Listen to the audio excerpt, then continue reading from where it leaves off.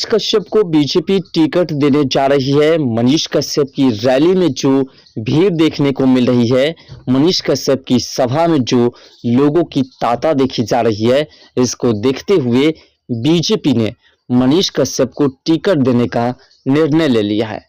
मनीष कश्यप को टिकट देने के निर्णय के पीछे की वजह क्या है, आखिर क्यों मनीष कश्यप को टिकट देने का निर्णय लिया गया है बीजेपी की ओर से, और टिकट मिल पाएंगे या फिर नहीं, इस पर चर्चा करेंगे। लेकिन इससे पहले आप समझिए कि आखिर मनीष कश्यप ने अभी तक नामांकन क्यों नहीं कराया है। क्या मनीष कश्यप नामांकन इसलिए नहीं करवा रहे हैं ताकि बीजेपी उन्हें अंतिम समय तक टिकट दे देगी और मनीष कश्यप बीजेपी के टिकट से चुनाव लड़ेंगे। दरअसल बात है कि मनीष कश्यप निर्दलीय चुनाव लड़ने का अनाउंसमेंट कर चुके हैं।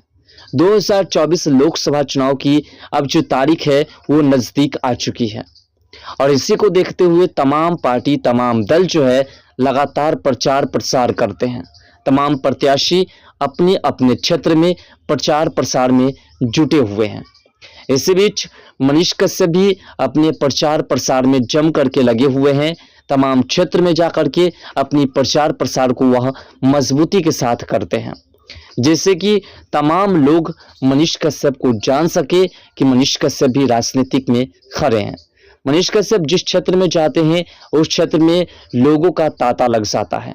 लोग मनीष कश्यप की रैली में इतने मात्रा में जुटते हैं कि बीजेपी के होश उड़ चुके हैं और बीजेपी को लगने लगा है कि मनीष कश्यप जो एक ऐसा चेहरा बिहार का है जिसके बल पर बिहार की तमाम सीटें अकेले ही जीती जा सकती है।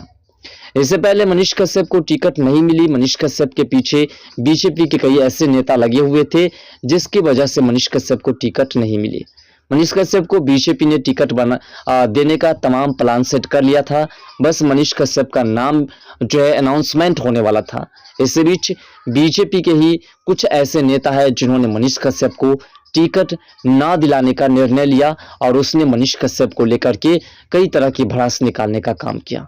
अब मनीष कश्यप की रैली को देख करके, मनीष कश्यप के साथ जो लोग जुटते हैं, इसको देख करके मनीष कश्यप को टिकट देने का अनाउंसमेंट लगभग हो चुकी है।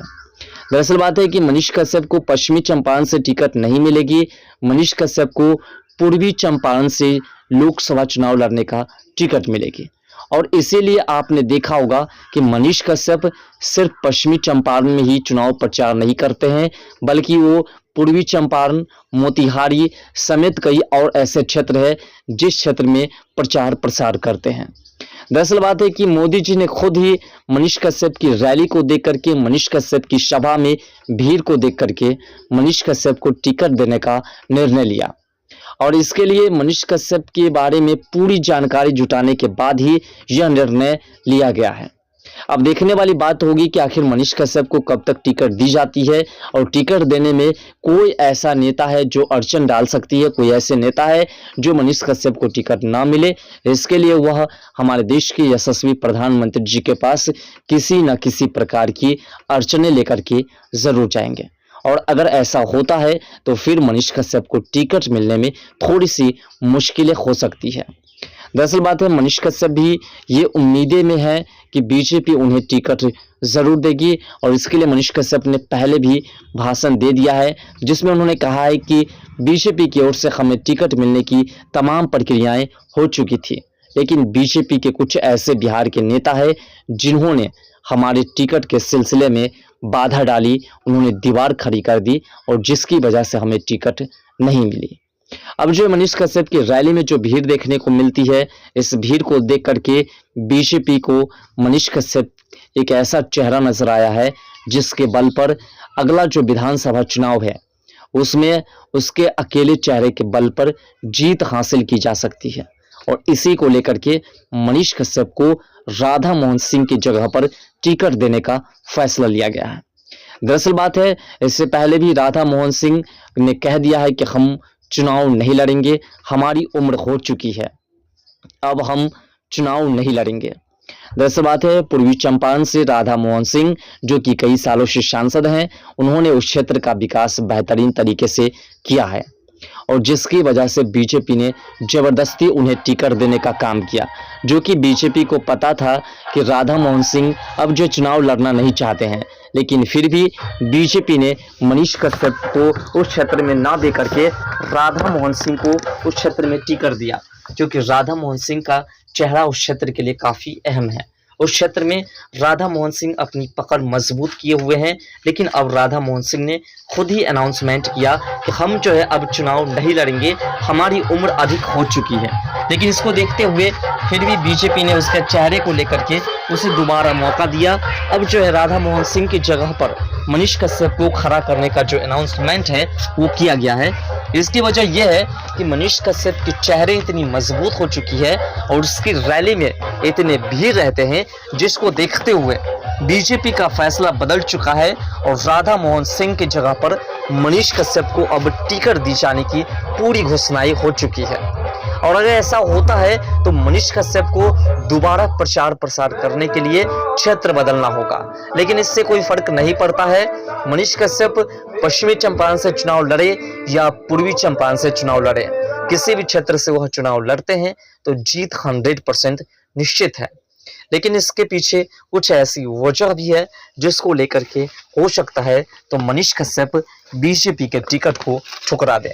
दरअसल बात है, जिस समय से मनीष कश्यप को आशा थी कि बीजेपी हमें टिकट देगी और हम बीजेपी के टिकट से चुनाव लड़ेंगे, उस वक्त बीजेपी ने मनीष कश्यप को टिकट नहीं दी।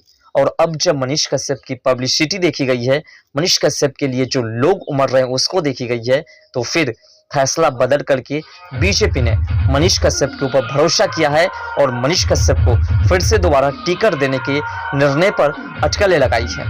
अगर ऐसा होता है तो आप सोच सकते हैं कि अगर कोई व्यक्ति जब सीढ़ी पर चढ़ना शुरू करते हैं और जब वो अंतिम छोर पर पहुंच जाते हैं और उसके बाद आप उस पर भरोसा करते हैं कि यह व्यक्ति सक्सेस है, तो शायद उस व्यक्ति पर भरोसा करने वाला व्यक्ति ही सबसे पहले जो है नाकामयाब हो सकता है। ऐसा इसलिए क्योंकि अगर किसी व्यक्ति पर आपको भरोसा करना है तो शुरू के पैदान से ही आपको भरोसा करना होगा। मनीष कश्यप की पहचान इतनी मजबूत हो चुकी है कि वो किसी भी पार्टी को, किसी भी दल को और किसी भी नेता को टक्कर दे सकते हैं। लेकिन बीजेपी के पास अब जो है मनीष कश्यप एक ऐसा चेहरा बन चुका है जिसको लेकर के ये अटकलें की बाजार जो तेज थी वह अब समाप्त हो चुकी है और मनीष कश्यप को बीजेपी टिकट देने के लिए उत्सुक हो चुके हैं। राधा मोहन सिंह ने लगातार पूर्वी चंपारण से चुनाव लड़ने का फैसला जो है वो बदलने का निर्णय लिया।